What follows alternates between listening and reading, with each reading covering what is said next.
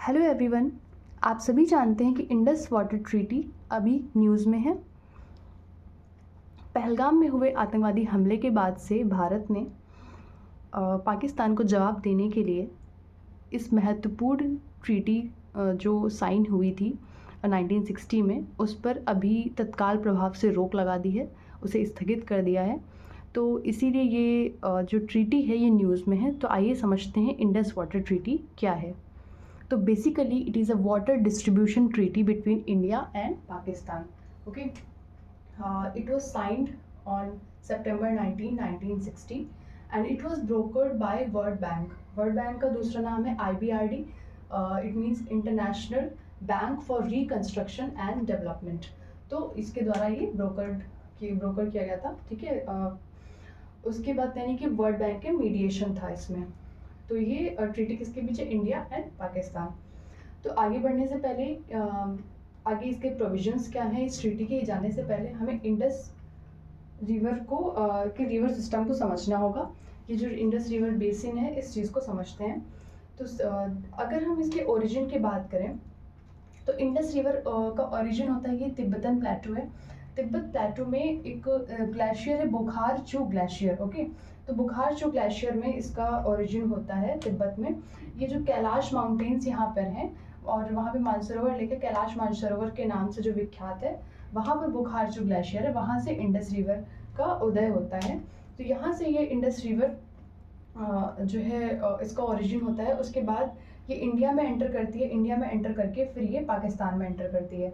तो ये पाकिस्तान की लॉन्गेस्ट रिवर भी है और नेशनल रिवर भी है। ओके, तो आपको याद रखना है कि जो इंडस रिवर है वो पाकिस्तान की नेशनल रिवर भी है और लॉन्गेस्ट रिवर भी है। तो क्या आपको पता है कि तिब्बत में इंडस रिवर को क्या बोलते हैं? तिब्बत में इंडस रिवर का नाम होता है Singhi Khamban. It means lion's mouth. Okay, और ये Himalayan river, western most Himalayan river है, ठीक है। ये आपको याद रखना है।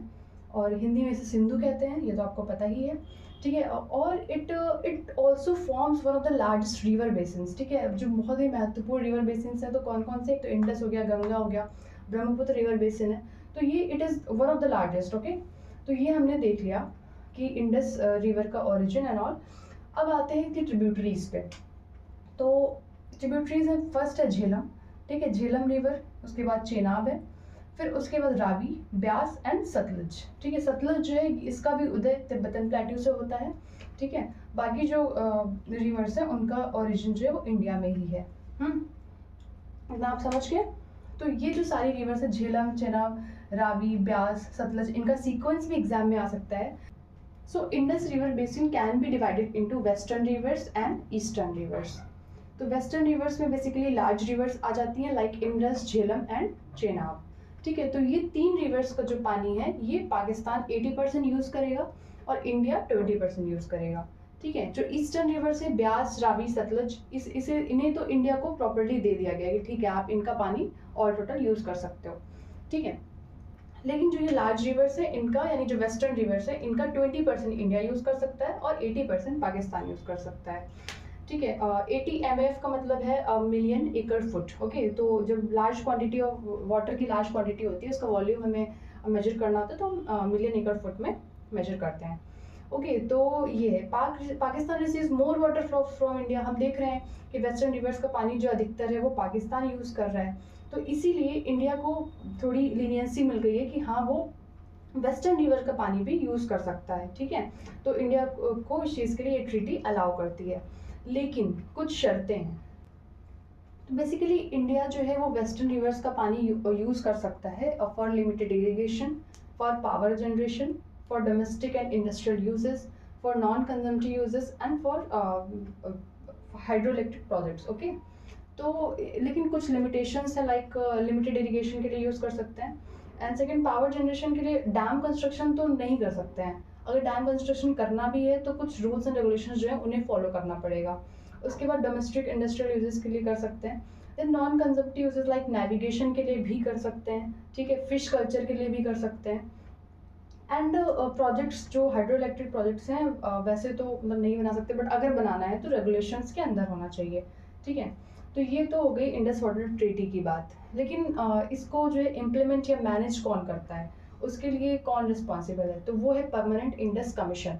ठीक है, परमानेंट इंडस कमीशन जो है वो एक बायलैटरल कमीशन है बिटवीन इंडिया एंड पाकिस्तान। तो ये अभी तक इम्प्लीमेंट कर रहा था, मैनेज कर रहा था इस ट्रीटी को।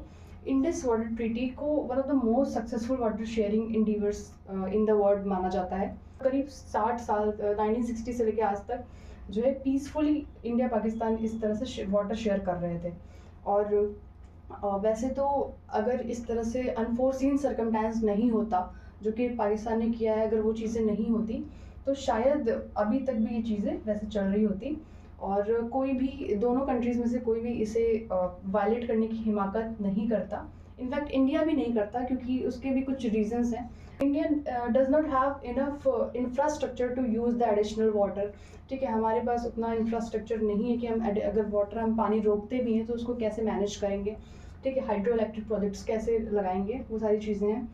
एंड इससे टेरर एलिमेंट्स और इंसाइट हो सकते हैं और उसके बाद इंटरनेशनल क्रिटिसिज्म भी मिलता।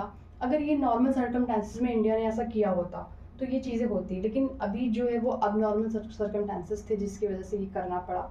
ठीक है, 80% जो पाकिस्तान का फार्म लैंड है, यानी कि जो वहाँ का एग्रीकल्चर है वो इरिगेशन पे डिपेंडेंट है। इरिगेशन यानी कि जो इंडस रिवर से उसको पानी मिलता है उस पर डिपेंडेंट है। तो ये ट्रीटी स्थगित करने से, इस पर अभी रोक लगाने से वो भी बहुत ज़्यादा अफेक्ट होने वाला है। ठीक है, पाकिस्तान का जो एग्रीकल्चर है, जो इकॉनमी है वो अफेक्ट होने वाली है। ठीक है, तो ये सारे इसके कॉन्सिक्वेंसेस हैं। देखते हैं आगे क्या होता है, ये ट्रीटी कंटिन्यू रहती है या फिर नहीं रहती है।